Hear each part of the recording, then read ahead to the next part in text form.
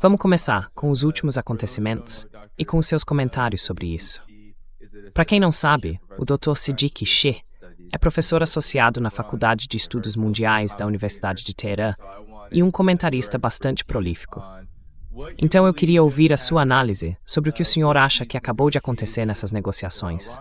O Irã fechou o Estreito de Hormuz. De acordo com os canais 12 e 13 de Israel, isso teria provocado uma forte pressão dos Estados Unidos sobre Israel para interromper os ataques ao Líbano, mesmo que tenha sido só por algumas horas ou por um dia. Isso levou Galibaf e a delegação iraniana a irem para Zurique. Supostamente, eles se encontraram com J.D. Vance e, de repente, começaram a surgir ameaças vindas da boca de Donald Trump. Parece que as negociações foram interrompidas. Ainda não está claro se o Estreito de Hormuz vai ser reaberto. E eu fico me perguntando, o que está acontecendo aqui, Dr. Siddiqui? Ajude a gente a entender esse momento sob a sua perspectiva.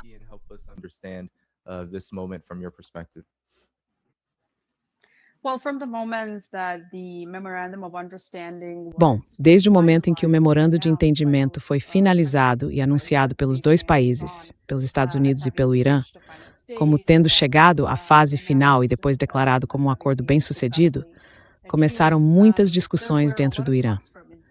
Houve preocupações de vários grupos dizendo que não há como confiar nos Estados Unidos, que já negociamos com os Estados Unidos antes e fomos traídos, e que os Estados Unidos nunca, em momento algum, cumpriram seus massin, mas ao mesmo tempo também havia, dentro do Irã, as dinâmicas, as ações de poder.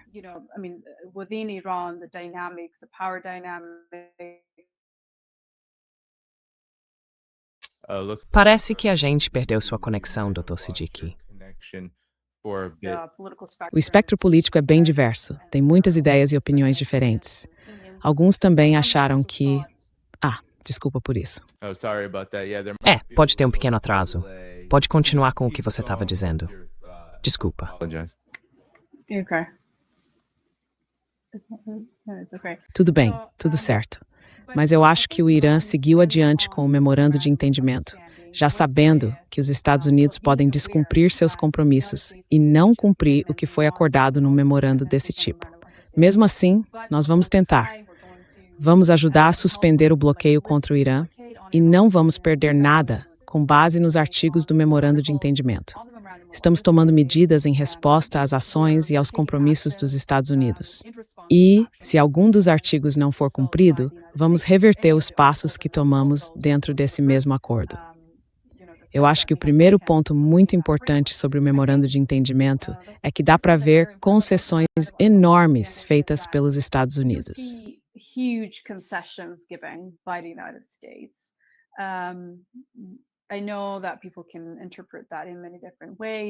Eu sei que as pessoas podem interpretar isso de várias maneiras. Muita gente dentro do Irã esperava que o país não abrisse o Estreito de Hormuz neste momento e que ainda esperasse a pressão econômica sobre os Estados Unidos e também sobre a Europa continuar, para dar ao Irã mais poder de negociação. Mas outras pessoas argumentaram que o bloqueio também está colocando muita pressão sobre o próprio Irã e que isso vai criar um novo equilíbrio. Agora, esse é o ponto mais importante sobre o memorando de entendimento, na minha opinião, é que ele foi alcançado principalmente dentro do marco que o Irã definiu, e não o dos Estados Unidos. Por exemplo, no contexto do programa nuclear iraniano, o que a gente vê é que basicamente segue o que o Irã já tinha como doutrina: não ter arma nuclear.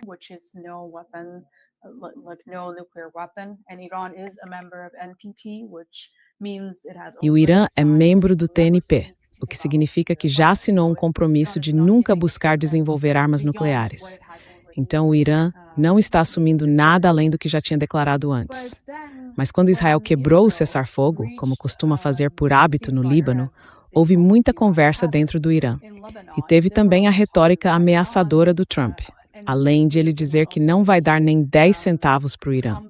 Isso, basicamente, quer dizer que pelo menos 2 artigos do memorando de entendimento já foram violados.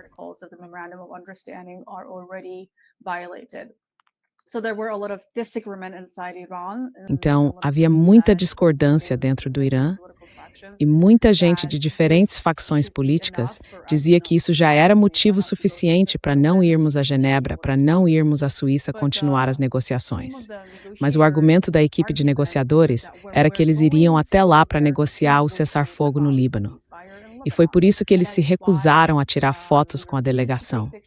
Foi por isso que disseram que, enquanto a questão do Líbano não fosse resolvida, e enquanto Israel não se retirasse do Líbano, eles não continuariam com as negociações. Porque, como a gente sabe, o memorando de entendimento era o primeiro passo que abriria caminho para um cessar-fogo de 60 dias.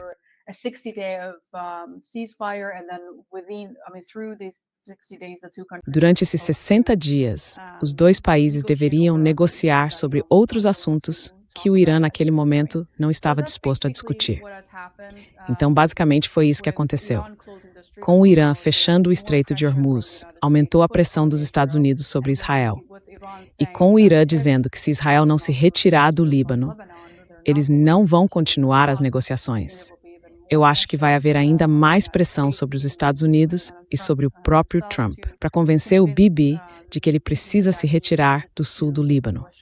Caso contrário, a crise econômica que muita gente já esperava que acontecesse vai voltar e vai ser pior do que antes.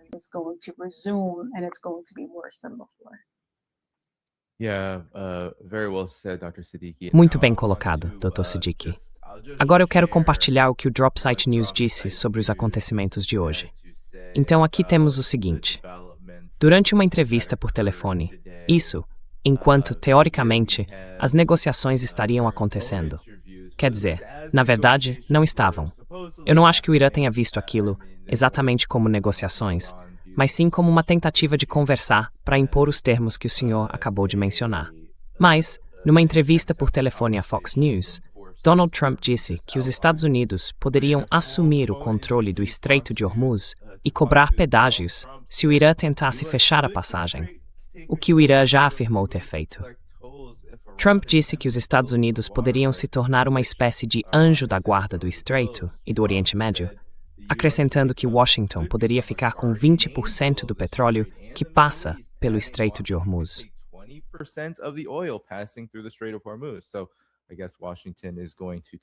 Então, pelo que parece, Washington vai ficar com 20% dos 20% do petróleo mundial que passa pelo estreito. Ele avisou os oficiais iranianos: se vocês fecharem, não vão mais ter um país. E ainda acrescentou: eles nem vão conseguir voltar para o maldito país deles. E disse que o presidente Mossad Pezeshkian devia tomar mais cuidado com o que fala e se ajustar melhor na questão do enriquecimento de urânio. O Irã declarou, Dr. Siddiqui, que isso é uma violação do memorando de entendimento e que vai preparar uma resposta, suspendendo as negociações. O que o senhor acha desses comentários? É um momento bem interessante, já que isso aconteceu justamente quando as conversas deveriam estar acontecendo.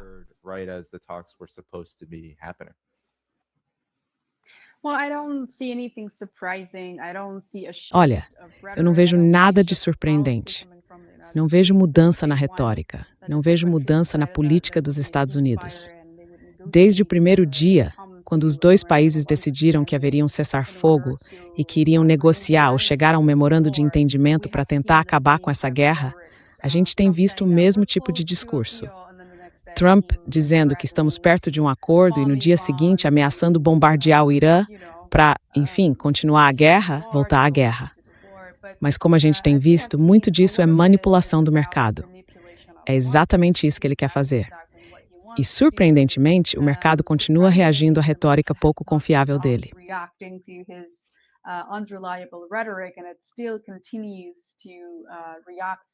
E ainda assim, o mercado continua reagindo ao que ele diz, mesmo depois de já ter ficado provado várias vezes que são palavras vazias. Ele pode passar de ameaçar o Irã a elogiar o Irã no dia seguinte. Pode ir de vamos bombardear o Irã para vamos fazer um acordo com eles no dia seguinte. E mesmo assim, o mercado reage de alguma forma a essa retórica. Eu diria que a maioria dos iranianos já esperava isso. Observando o padrão do comportamento dele, a maneira como ele muda o discurso, já dá para ver que é um padrão totalmente previsível, mesmo ele querendo parecer imprevisível. E acho que era exatamente isso que a gente esperava que ele fizesse.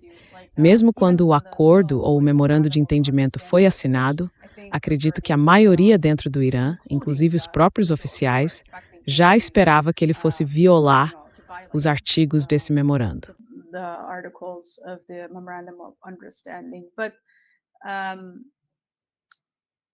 At the same time, it's that I think what Iran is doing is first showing that the balance of power has shifted. Like, it is Iran that is deciding when to talk, how to talk, and in what framework to talk, which is unprecedented. And it's also that Iran is not losing anything. They have said that our fingers are on the trigger.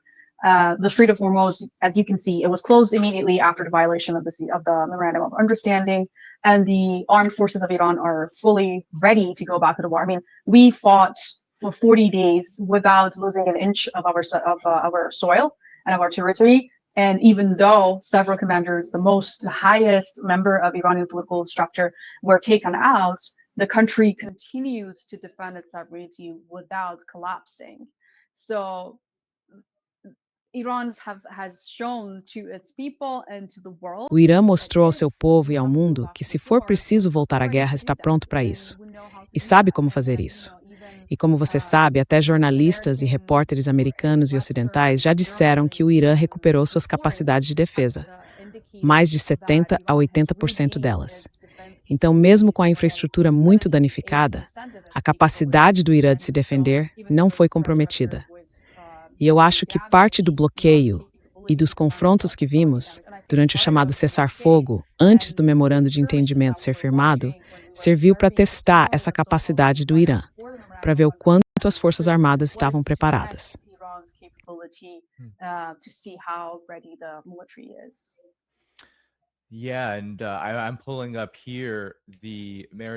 Eu estou abrindo aqui os dados marítimos publicados pelo The Cradle, com base no Marine Traffic, que mostram que de fato não. Desde que o Irã anunciou o fechamento do Estreito de Hormuz, nenhum navio cruzou por ali. Desde então, chegou a se falar que o estreito poderia ir reabrindo aos poucos, já que estava claro que Israel não iria atacar o Líbano durante a reunião entre Vance, a delegação dos Estados Unidos e a delegação iraniana. Mas claro, tudo isso mudou muito rápido agora, com as ameaças de Trump. E bom, eu vou mostrar aqui para todo mundo ver como Mohammad Ghalibaf, o principal negociador, respondeu a essas ameaças dizendo: saying, don't they think to themselves that if their threats had any effect, they wouldn't have reached the point of despair. Today, we don't count on the threats of the Americans. They better be careful about their statements. Our armed forces are ready to respond in another way. Whatever they say, we're the ones who will act. And your reaction to this, especially... Qual é a sua reação a isso? Especialmente considerando como os iranianos estão se sentindo em relação ao memorando de entendimento e a situação mais ampla. Porque tem se falado muito sobre haver divergências entre os iranianos comuns quanto ao rumo que tudo isso está tomando.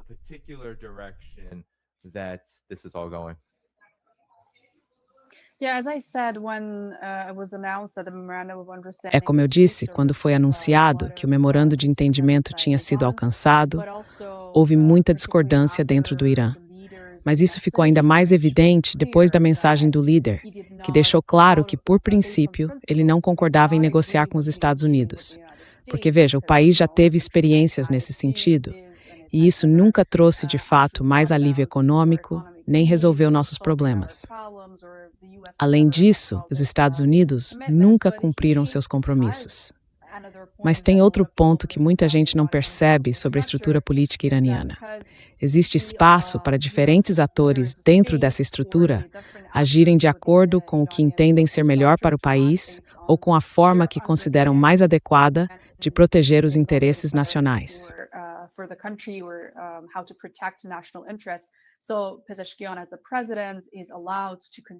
Então, o Pezeshkian, como presidente, tem permissão para continuar conduzindo as negociações, porque ele foi eleito diretamente pelo povo. E essa é a política que ele e o gabinete dele estão seguindo. Mas ele também define os limites, ou seja, sim, é permitido negociar com os Estados Unidos, mas ele também vai estabelecer um marco, um conjunto de regras, e espera que isso seja respeitado, porque ele também é o comandante em chefe do país e quer proteger a soberania do Irã. Essa mensagem, junto com o fato de a equipe de negociadores ter decidido ir para a Suíça, mesmo depois de tudo que estava acontecendo, gerou muita controvérsia dentro do Irã. Muita gente, comentaristas políticos, mas também pessoas comuns nas ruas, ficou muito insatisfeita com a situação.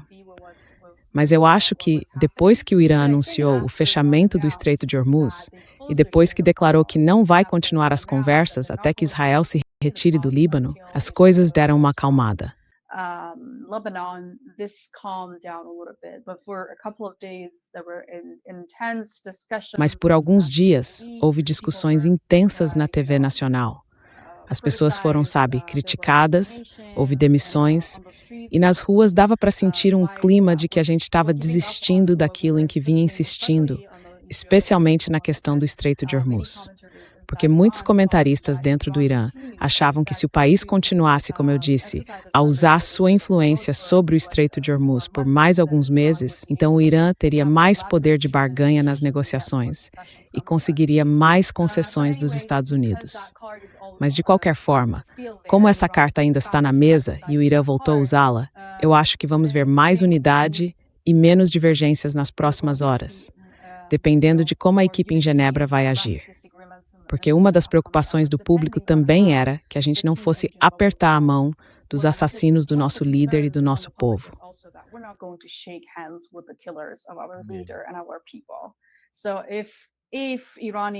Então, se a delegação iraniana tivesse subido para o primeiro andar para uma sessão de fotos com os representantes dos Estados Unidos, apertando as mãos e tudo mais, isso seria um grande problema.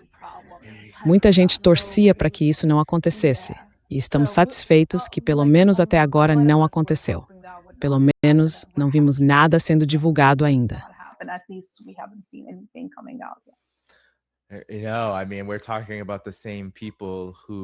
Sabe, quero dizer, estamos falando das mesmas pessoas que estavam presentes ou que deram a ordem, especialmente naquele ataque inicial à escola de Manbij.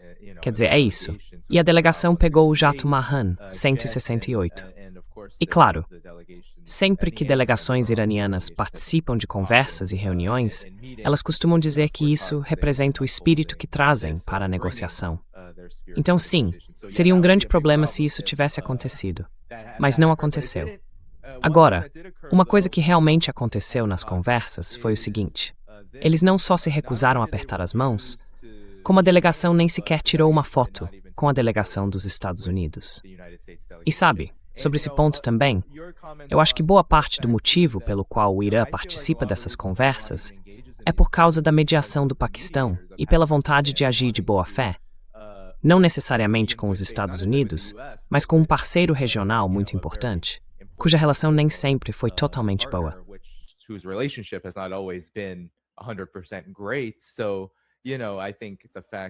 Olha, eu acho que o fato de o Irã estar tomando essas medidas para mostrar respeito à mediação do Paquistão tem sido um dos principais motivos de as conversas estarem acontecendo. Mas aqui a gente vê a delegação iraniana, o público por onde eles acabaram de passar. Eles não participaram de nenhuma sessão de fotos com os Estados Unidos. Então o que você acha disso? Porque sim, ainda é uma declaração bem forte. Mas tem gente, especialmente nas redes sociais, que está muito preocupada com o Irã, principalmente pessoas de fora, dizendo algo como: será que só o fato de conversar com os Estados Unidos agora já é um sinal de possível traição? Para mim, não é assim que eu vejo. Mas e você? Qual é a sua opinião e como você reage a isso?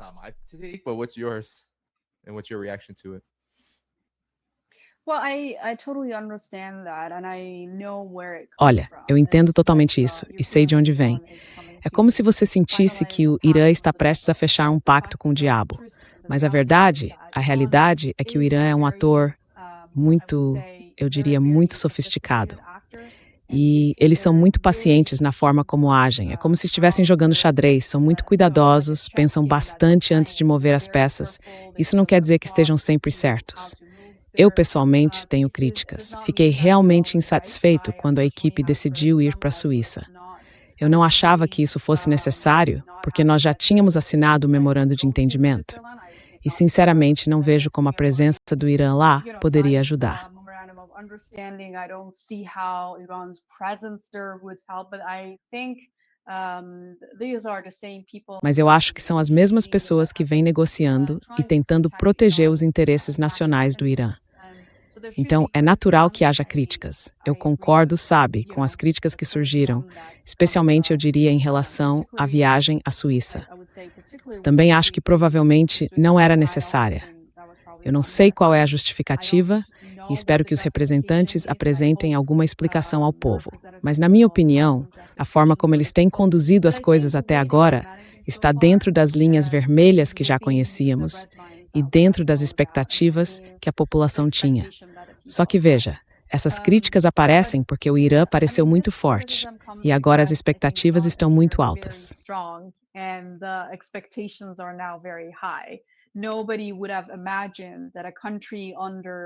Ninguém teria imaginado que um país que passou 4 ou 5 décadas sob as sanções mais duras, um país que foi demonizado e desumanizado por tanto tempo, que sabe, a propaganda anti-Irã, eu acho que não existe outro país no mundo inteiro que tenha sido alvo de campanhas de propaganda tão massivas, feitas na própria língua, para doutrinar a população, para fabricar consentimento para ataques, sanções, apoio ao terrorismo e tudo que é contra eles.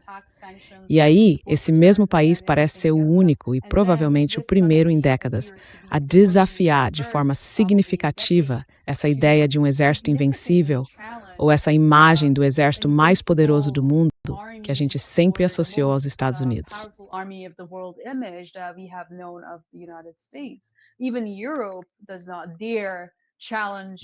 Nem a Europa ousa desafiar as políticas dos Estados Unidos. Ou melhor, dá para dizer que a maioria do mundo não ousa. São poucos, talvez a China, a Rússia e mais alguns países que tentam desafiar. Mesmo com o BRICS, a gente vê infiltrações dentro do grupo. A ideia ou o ideal de ter um mundo multipolar ainda parece distante ou até meio improvável. Mas com o Irã surgindo como uma nação poderosa, que normalmente era vista no máximo como o lado mais fraco, isso deu às pessoas muita esperança e expectativa. Só que a realidade no terreno é bem mais difícil de lidar, especialmente com o que estava acontecendo no Líbano, vendo aquelas imagens e o massacre que acontece pelas mãos de Israel e dos Estados Unidos. Eu não acho que dá para se desvincular disso.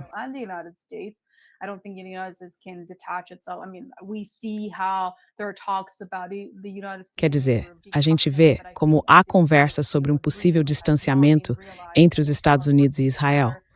Mas eu acho que, neste momento, isso ainda é um sonho que não se concretizou, porque os dois continuam trabalhando juntos, mesmo que às vezes a gente ouça uma retórica que sugira o contrário. Então, é realmente de partir o coração o que estamos vendo no Líbano.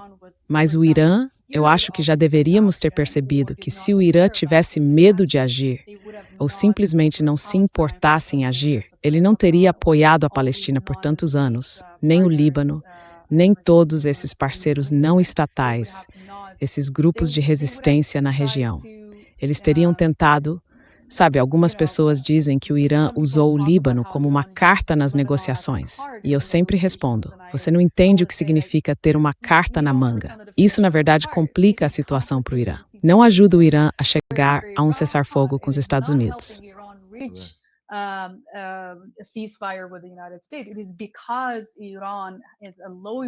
É porque o Irã é um aliado leal e quer realmente enfrentar as ações dessa entidade genocida na região que ele está concentrando esforços no Líbano.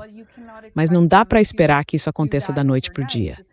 É um processo longo, eles precisam levar em conta muita coisa. E eu acho que sim, todos nós gostaríamos de ver uma resposta mais rápida ou uma ação mais firme, mas o Irã precisa pensar no longo prazo, em como proteger sua soberania nacional, em como proteger sua economia. Porque eu acho que muita gente não entende a pressão econômica que os iranianos estão enfrentando. Isso não é brincadeira, é uma situação muito difícil para o país. Então o Irã precisa considerar tudo isso. E mesmo assim, está muito disposto a proteger seus aliados, especialmente o Hezbollah e outros grupos de resistência na região.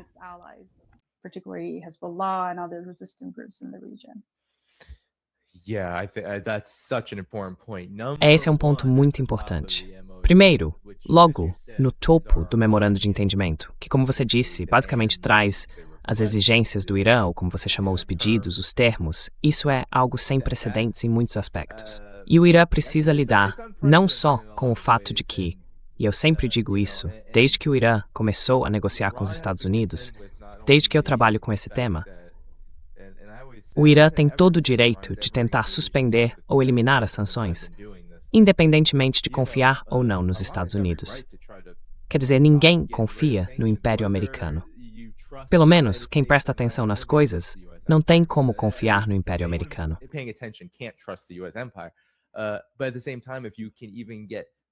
Mas, ao mesmo tempo, se for possível conseguir algum alívio, qualquer tipo de alívio nas sanções, dependendo do motivo e de como isso acontece, já é um objetivo que vale a pena.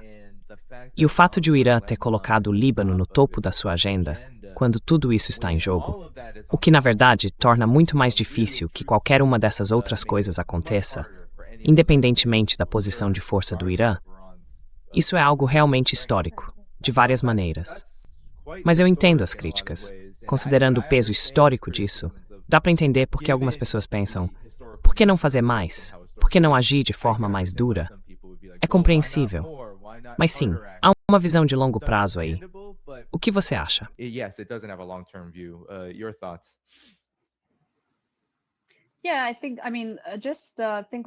Eu acho que, quer dizer, pensa só em como o Irã conseguiu fazer seus petroleiros passarem pelo Estreito de Hormuz e saírem do Mar de Omã depois que o bloqueio dos Estados Unidos foi suspenso. Em apenas alguns dias, o Irã conseguiu, vários petroleiros iranianos partiram da região. E isso significa que o Irã vai voltar a vender seu petróleo depois de muito tempo. Então, com sorte, isso vai ajudar a economia. Eu acho que foi um movimento bem calculado para chegar a um memorando de entendimento, mas dentro dos próprios termos do Irã. E as cartas ainda estão na mesa. Logo depois disso, o Irã fechou o comércio e os portos.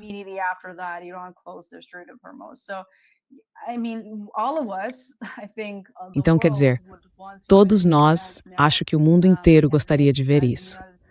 Até o Jad Vance agora admite que os Estados Unidos são o único aliado do regime israelense, o único governo que o apoia, e por acaso são a superpotência. Mas, mesmo assim, os Estados Unidos não conseguem, quer dizer, eles querem ajudar ainda mais Israel. Esse é o objetivo deles e tudo mais, mas não conseguem lidar com a pressão econômica que o fechamento do Estreito de Hormuz causaria, e ao mesmo tempo manter a proteção. Eles têm que escolher entre as duas coisas. E é o Irã que está colocando os Estados Unidos nessa posição.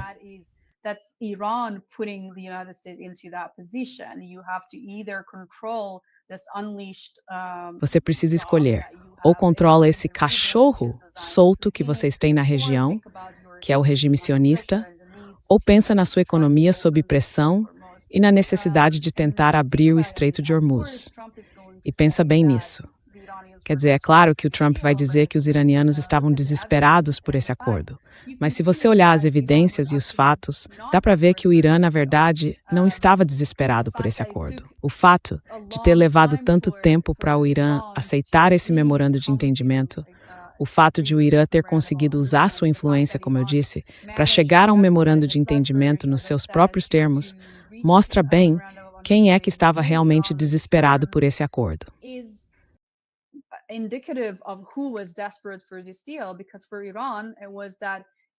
Porque para Irã, a questão era a seguinte: mesmo que a gente chegue a um acordo com vocês, não há garantia de que vocês não vão nos atacar, porque foi exatamente isso que fizeram antes. Então, nós vamos tentar, mas sempre vamos estar prontos para nos defender também. E veja, pensando de forma racional, seria de se esperar que o Irã não repetisse o mesmo erro. Nós negociamos com os Estados Unidos sobre a questão nuclear 2 vezes, e nas 2 vezes fomos atacados. E nas 2 vezes, todo mundo achava que estávamos muito perto de fechar um acordo. Por isso, o Irã transformou tanto a questão nuclear quanto o Estreito de Hormuz em uma linha vermelha, algo que eles não estão dispostos a negociar até que se chegue a um memorando de entendimento.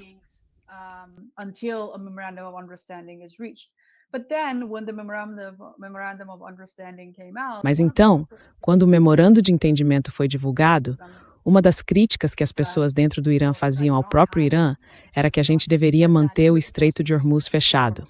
A posição do governo era que, se fosse assim, não haveria como suspender o bloqueio, e a gente precisava disso. Pessoalmente, eu acho que talvez teria sido melhor para o Irã continuar mantendo o Estreito de Hormuz fechado. Como eu disse, o verão é época de férias e tem muito mais gente dirigindo nos Estados Unidos. É nesse momento que as pessoas começariam a sentir a pressão, o preço do combustível e tudo mais.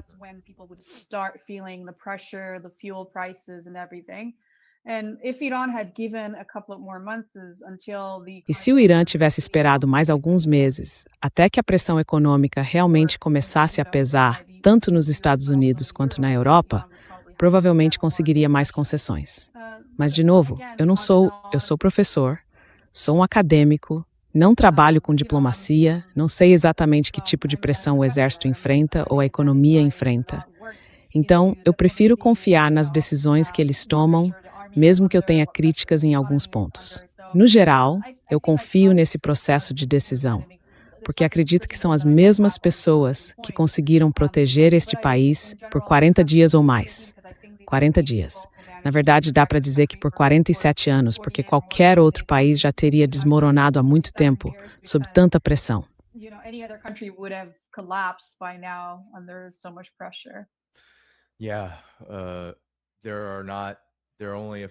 Existem pouquíssimos países que já lidaram com uma pressão tão enorme.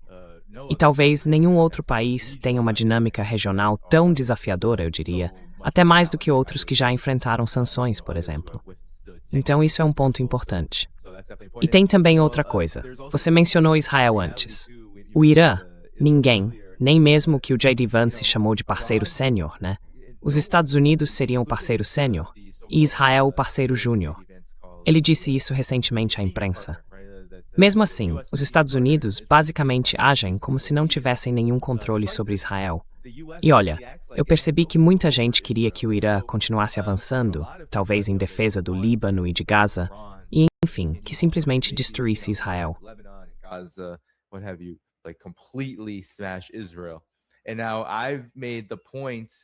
E agora que eu já coloquei esse ponto, eu queria saber o que você pensa sobre isso. Eu acho que o Irã tem sim capacidade para fazer isso. Mas Israel, na prática, é uma colônia. Então, se você ataca Israel, tem que tomar muito cuidado com o uso de armas grandes e destrutivas, principalmente se o objetivo principal é apoiar a libertação palestina. O Irã provavelmente tem um arsenal capaz de apagar tudo do mapa. Mas por que alguém racional, pensando no que é melhor para o Irã e para o povo palestino, cogitaria uma coisa dessas? A situação é bem mais complexa. O que você acha disso? Porque tem gente que ficou irritada, por exemplo, com o fato de o Irã não ter mencionado explicitamente Gaza, a Cisjordânia e outras frentes. Ele fala sim em acabar com a guerra em todas as frentes, mas não cita essas áreas de forma específica.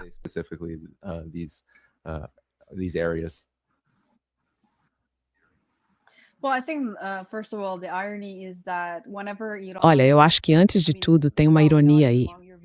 Sempre que o Irã faz alguma coisa pelo Líbano ou pela Palestina, talvez não entre o seu público, mas de modo geral, todo mundo pergunta por que o Irã está se metendo nos assuntos do Líbano ou da Palestina. Aí, quando o Irã não faz nada, vem a crítica. Por que não está fazendo o suficiente pela Palestina e pelo Líbano?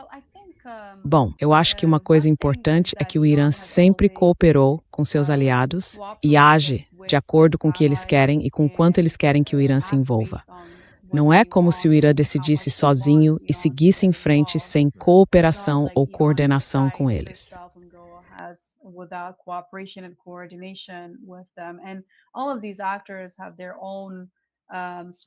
Todos esses atores têm sua própria esfera de ação. E, por exemplo, é só olhar para o Hezbollah. O Hezbollah sozinho conseguiu desafiar de forma real e significativa o exército sionista com seus drones, apesar de toda a pressão que tem sofrido. E o mesmo vale para a Palestina. Acho que o Irã entende isso. E quando a gente fala da Palestina, também precisa lembrar de que parte da Palestina estamos falando. Estamos falando da autoridade palestina? Ou estamos falando de Gaza e Naftasta?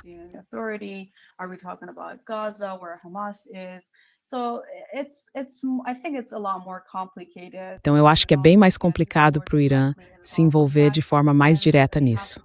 Eles precisam pensar, precisam considerar várias outras coisas antes de tomar qualquer ação.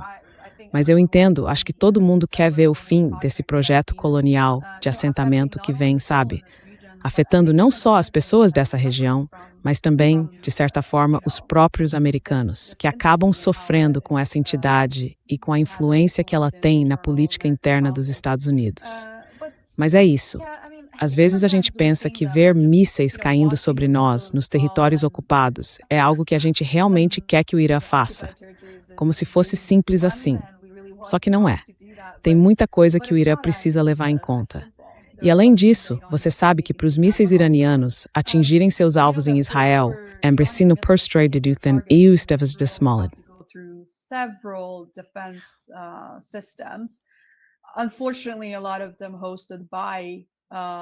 Infelizmente, muitos deles são acolhidos pelos chamados Estados Árabes e Estados muçulmanos da região. Então é uma situação bem complicada.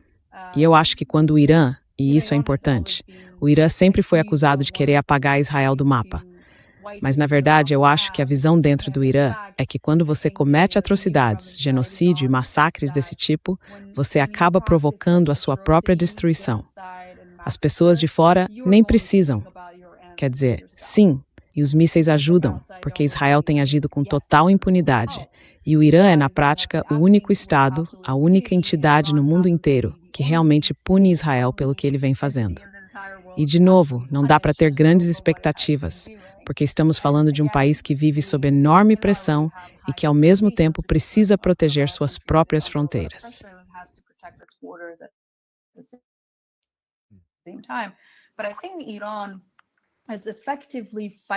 Mas eu acho que o Irã está, de fato, enfrentando a entidade sionista, por exemplo, por meio do Kurdistão, o Kurdistão iraquiano, onde o Mossad e a entidade israelense têm muita influência. Também por meio de ataques a centros de tecnologia em Dubai ou nos Emirados Árabes Unidos, onde a entidade sionista tem bastante presença. E ainda através dos territórios ocupados, ajudando e apoiando o Hezbollah.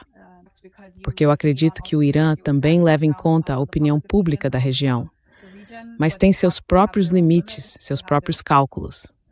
Sempre foi o sonho de muita gente que a gente consiga, de alguma forma, criar um Estado palestino unificado e acabar com esse projeto colonial na região. Esse tem sido um sonho de todos, tanto dentro quanto fora do Irã. Mas, claro, isso não é nada fácil de alcançar. Ainda assim, o Irã está trabalhando nesse sentido.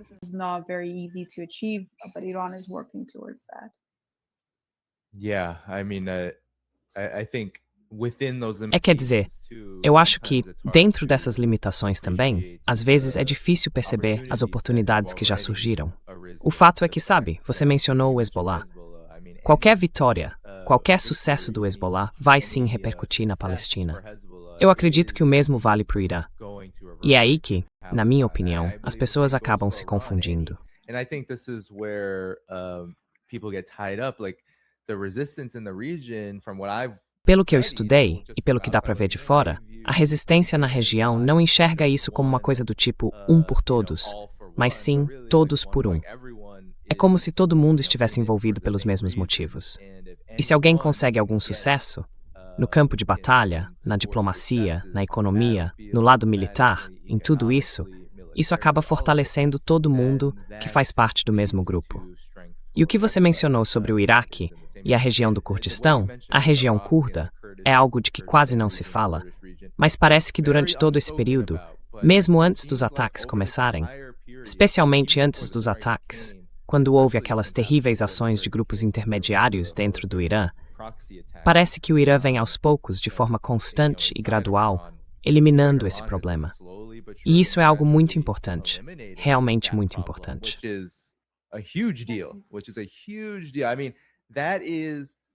Quer dizer, esse é o ponto central do intervencionismo dos Estados Unidos.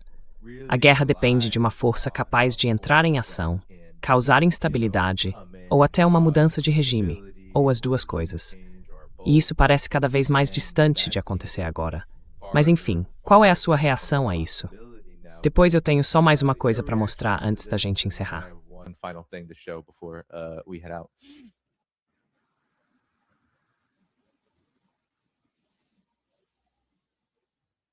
I'm sorry. Desculpa, você tá me ouvindo bem? Can you hear Não me? sei se dá pra me ouvir. I don't know if you can. Sim, Oh, I said Ah, eu pedi a sua opinião sobre isso. E depois tem uma coisa que quero te mostrar, tá bom? Desculpa por isso. Sorry about that. Oh, I thought you were going to show it, Yeah, and then yeah. well, yeah. eu achei que você fosse mostrar isso, e aí bom, exatamente.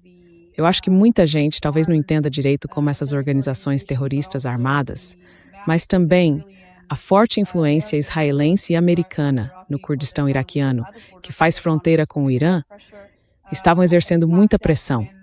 Na verdade, foi nesse momento e dessa forma que muitas armas foram entregues aos chamados manifestantes, que nós chamamos de vândalos, durante diferentes protestos que aconteceram no Irã. Esses protestos acabaram sendo tomados por esses grupos armados, que na verdade recebiam a maior parte das armas vindas dessas áreas curdas do Kurdistão iraquiano. E até recentemente, o Irã tem combatido e atacado essas bases, esses centros terroristas e também bases israelenses que vinham sendo usadas. Israeli, bases that have been used, and as you said, a lot of people might not consider that. E como você disse, muita gente pode não considerar isso uma luta contra a entidade sionista, mas na verdade é. E o Irã precisa começar pelas suas fronteiras, que ficam, você sabe, logo do outro lado, perto das bases israelenses, e depois seguir para outros lugares onde possa agir. E é basicamente nisso que eles têm trabalhado. Então, como eu disse, isso não vai acontecer da noite para o dia, mas o Irã está trabalhando nisso. Like I said, it's not going to happen overnight, but Iran is working on that. Well, I think, it's in the United States. Bom, eu acho que como você sabe, hoje é Dia dos Pais nos Estados Unidos, e talvez em outras partes do mundo também. E não faz muito tempo que foi o Dia das Mães, faz mais ou menos um mês. Então eu queria tocar um trecho, porque existem, sabe, heróis anônimos em tudo isso. A gente costuma falar dos governantes, dos militares, mas até em situações como essa, eu não posso tocar o áudio por causa de problemas de compartilhamento. Mas teve uma repórter iraniana que estava hoje na cúpula de Zurique e ela questionou o apoio dos Estados Unidos às ações de Israel, chamando isso de genocídio, e perguntou o que eles vão fazer para garantir que isso pare de vez. What are they going to do to make sure that this stops for good? And his response was so panicked. All he could say E a resposta dele foi de puro pânico. Tudo o que ele conseguiu dizer foi: acho que Trump e os Estados Unidos fizeram mais do que qualquer outro governo no mundo para tentar parar o conflito no Líbano. Parecia quase uma resposta pronta. Ele simplesmente não reconheceu o fato de que o repórter basicamente o acusou de genocídio e também acusou Israel de genocídio. Ignorou completamente isso, o que muita gente achou importante, porque você usou aquela palavra com G. E isso pode causar muitos problemas de imagem, em termos de relações públicas, para os avanços do mundo. Mas enfim, queria saber sua opinião sobre isso, talvez sobre os heróis não reconhecidos dessa resistência mais ampla que o Irã tem mantido contra a agressão dos Estados Unidos, de Israel e de outros. U.S. and Israeli aggression and beyond.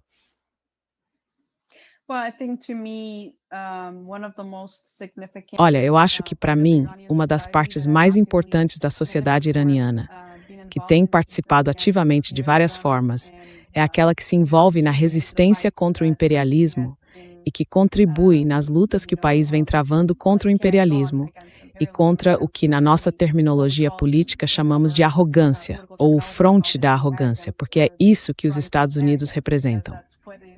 Veja, e a arrogância imperialista contra a qual o Irã está lutando atinge principalmente a classe trabalhadora iraniana, que é quem mais sofre com a pressão econômica. Mas mesmo assim, parte dela, ou boa parte dela, é quem vai às ruas todas as noites pedindo que o país continue lutando.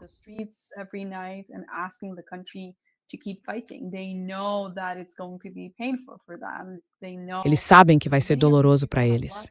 Sabem que muitas dessas pessoas perderam suas casas, perderam pessoas queridas, sabem que a pressão econômica pode piorar por um tempo se a luta continuar. Mesmo assim, estão dispostos a abrir mão do conforto, a continuar aguentando, resistindo à pressão e a apoiar o país na luta contra o imperialismo. A gente quase não ouve histórias dos trabalhadores iranianos, e eu acho que eles são os heróis silenciosos da luta do Irã contra o imperialismo.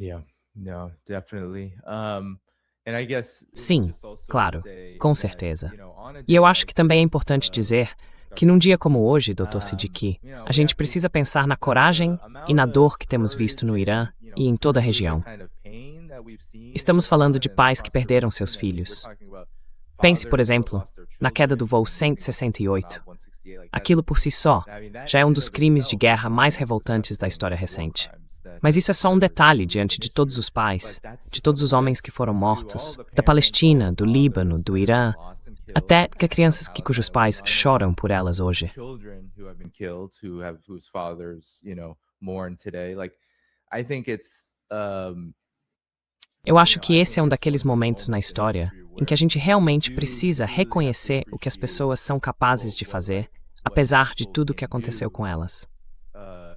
E eu espero que as pessoas consigam tirar um pouco disso, desse processo que está acontecendo agora. Porque foi o Irã que enfrentou os Estados Unidos, que enfrentou Israel, e agora se encontra na posição em que está. Independentemente das discordâncias, das táticas, dos métodos e de se as coisas estão ou não indo exatamente como as pessoas gostariam. Eu acho que existe um ponto maior aqui, e espero que as pessoas percebam isso. Mas, Dr. Siddiqui, queria ouvir seus comentários sobre isso, e aí acho que a gente pode encerrar por aqui.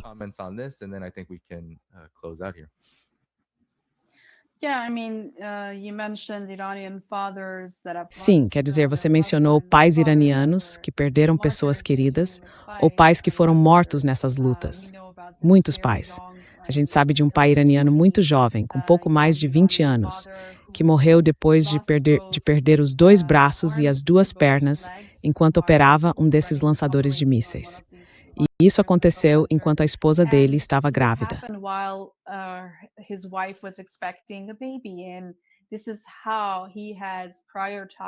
E é assim que ele tem colocado a soberania do seu país, da sua pátria, acima da própria vida. E a esposa dele, mesmo sendo muito jovem, sente muito orgulho dele e do exemplo que eles dão.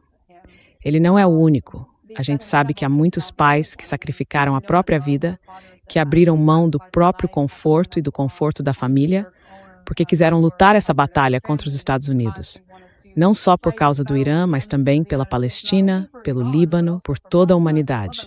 Porque, como eu disse, o Irã é o único estado em todo o mundo que tem punido os Estados Unidos e Israel pelos crimes contra a humanidade. E eu acho que isso é muito importante. Mas também no Dia dos Pais, eu diria que muita gente, talvez sim, muitos iranianos, pensaram no Ayatollah Khamenei como o pai da nação.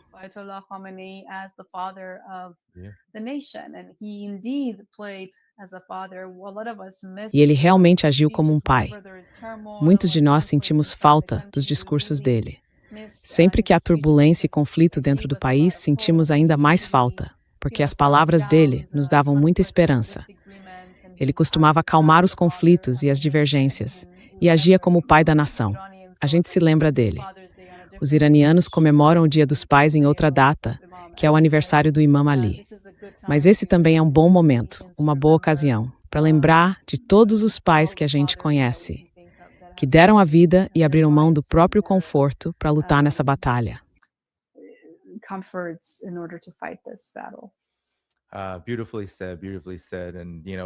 Muito bem dito. Muito bem dito. E sabe, nos Estados Unidos e no Ocidente, muitas vezes é mal visto quando uma sociedade, ou um grande número de pessoas, demonstra reverência por uma única pessoa.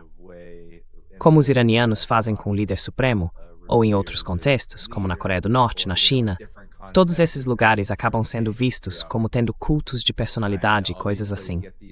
Mas na minha visão, o que eu penso é o seguinte: encontre alguém que você possa realmente admirar desse jeito. Porque essa pessoa, de fato, serviu a muita gente de uma forma positiva.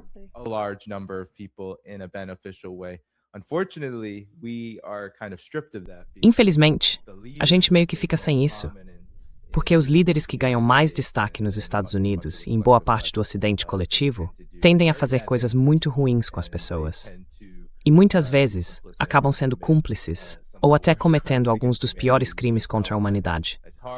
Como você acabou de dizer, é difícil admirar alguém como Trump. É difícil admirar qualquer presidente ou líder político americano por esses motivos. Então, essa é mais ou menos a minha opinião sobre isso. É tipo, sabe, não julgue quem pode estar admirando seus líderes por boas razões. Mas, Dr. Siddiqui, alguma palavra final para o público? Sim, por favor, sua palavra final. Final words to the audience. Yes, please. Final word. Sim, eu acho maravilhoso, uma verdadeira bênção, ter um líder político e espiritual que a gente possa respeitar e admirar tanto. É exatamente isso que você disse, algo que muitas sociedades perderam. Mas, ao mesmo tempo, a gente vê a indústria do entretenimento ocupando esse espaço, criando novos ídolos. As pessoas passam a admirar alguém, mas é dentro de uma indústria que promove isso e alimenta o capitalismo e o mercado. Só que, quando se trata de um homem que serviu ao seu país, que dedicou a própria vida e a da sua família para proteger a nação, ele acaba sendo desumanizado e até demonizado pela propaganda. Mas eu acredito que a verdade está sendo revelada, pouco a pouco, diante dos olhos da humanidade. Cada vez mais gente está despertando. E é justamente por isso que o Irã vem ganhando respeito e popularidade no mundo, por causa dessa luta.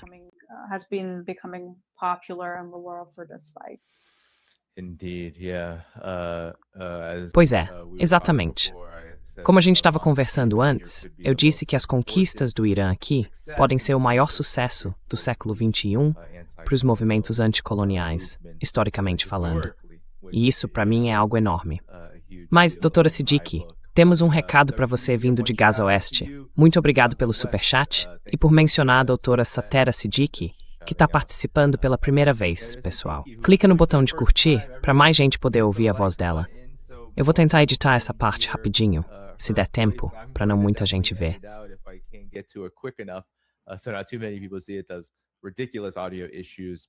Aqueles problemas ridículos de áudio, eu acho que as pessoas deveriam poder assistir desde o começo, sem dor de cabeça.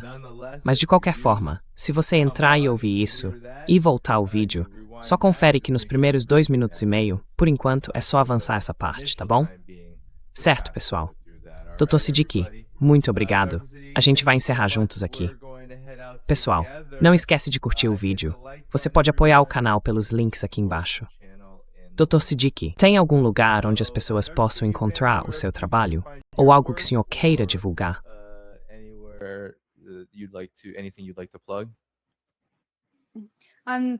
No X do Twitter, as pessoas por nada ir, mas também é @EAKO.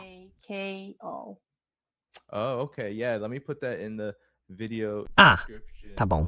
Beleza, vou colocar isso na descrição do vídeo aqui embaixo. Já vai estar lá agora. Certo. Então, pessoal, confiram lá. Sigam a doutora Siddiqui no Twitter. Eu quero te trazer de volta o quanto antes, porque essa conversa foi ótima. Gente, muito obrigado. Curtam o vídeo, confiram o perfil dela no X aqui embaixo. Tem os links na descrição para apoiar o programa. E a gente se vê amanhã com o Ben Norton. Tchau, tchau. And I'll see you tomorrow with Ben Norton. Bye-bye.